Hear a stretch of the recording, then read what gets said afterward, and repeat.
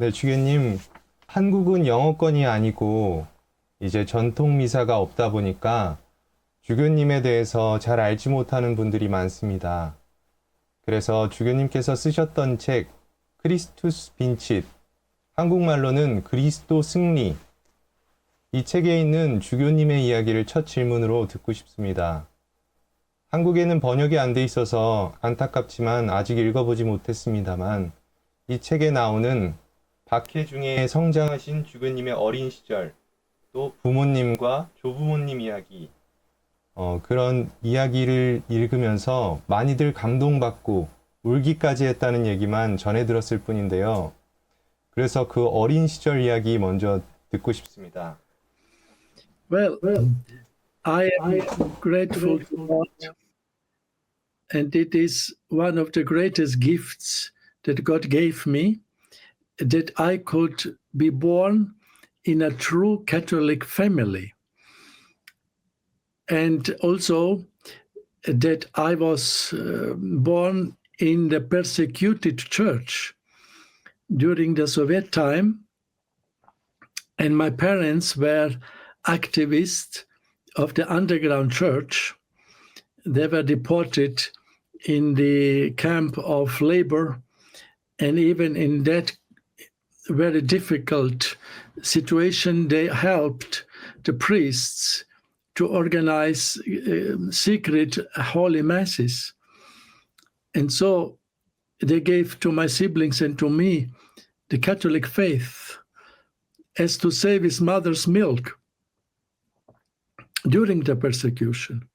And this I consider the greatest gift of God in my life, because this time of persecution strengthened my soul in the fidelity to the Catholic faith. In some way, they gave me the immunity against all these liberal modernistic changes which occurred in the last decades in the Catholic Church after the Council. This dilution of the clarity of the Catholic faith. And so I am thankful to God for this experience in my life in the persecuted church. 네, 주교님, 이 현대 시대에서는 사실 박해에 대한 얘기를 이제 들을 기회가 없는데요. 200년이나 몇백 년 전이 아니고 이 현대에서 어떻게 보면 박해를 겪으셨다는 게 사실은 저한테는 굉장히 충격적이었습니다. 그런데 이제 조부모님께서도 박해 중에 돌아가셨다고 들었는데 그게 맞는지, 그게 그런 상황이 되었는지도 궁금합니다. Yes, especially I would present the story of my grandfather, whose name was Sebastian. And during the persecution of Stalin in the 30s, he was a young man, still 27-year-old, recently married. My father was a child, and my grandmother, she was young, still 25-year-old. And so because he was a Catholic, he was a German, and this was already the death sentence for him. So they took him in the night and killed him with other men. And then my grandmother remained alone, 25-year-old, a widow, with two little children. And then after came the police in the house of my grandmother, and she was a very deep Catholic believer. She had many holy pictures on the walls in the house, but they came in with the communists and said, this is not allowed. We are atheist country. We are communism, no religion. And they commanded her to take off the pictures from the wall. And she said, no, I will not do this.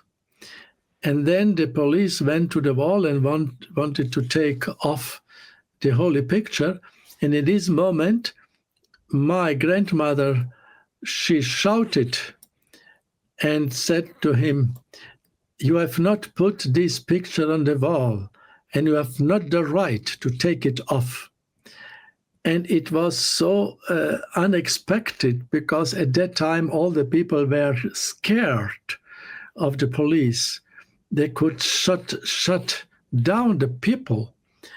And in this moment, the police was a kind of paralyzed. He could not do nothing. And these words were so strong, I think it was a miracle by God. And so he went out silently from the house and did not touch my grandmother.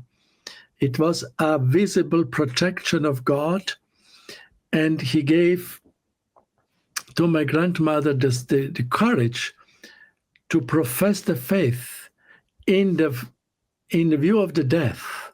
She professed Jesus Christ, and God protected her. 네, 주교님의 어린 시절은 저런 의미에서 특별하셨다는 인상을 받았습니다.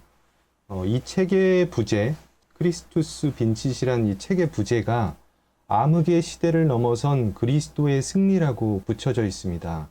암흑의 시대, 그러나 암흑을 지나서 그리스도의 승리. 네, 이렇게 주교님께서는 어떻게 보면 암흑일 수 있는 어린 시절을 지나서 이렇게 주교님까지 되셨는데요. 아마도 지금 이 시대에 주교님께서 진리를 끊임없이 증언할 수 있는 힘과 말씀하셨다시피 두려움 없이 또 동요되지 않는 차분함이 거기서 나오는 게 아닌가 생각됩니다.